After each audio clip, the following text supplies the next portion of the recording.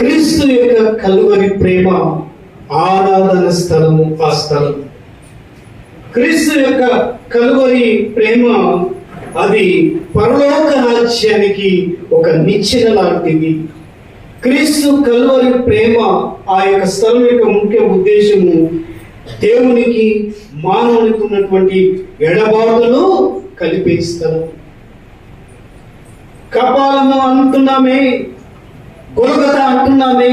ఆ స్థలం యొక్క ముఖ్య ఉద్దేశం ఏంటి అంటే జనుల ఇష్టాన్ని నెరవేర్చే స్థలం.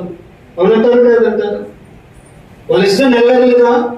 తండ్రి వీరేమి చేయించున్నారో వీరు ఎదుగు కనుక వారి ఇష్టాన్ని వాళ్ళు నెరవేర్చుకుంటున్నారు ఆ స్థలంలో. మనం క్రింది భాగంలో చదువుతున్నప్పుడు మత్తయి సువార్త 27:32 చదువుతున్నప్పుడు ఆయనను గొలగొతా అనబడినటువంటి ఆ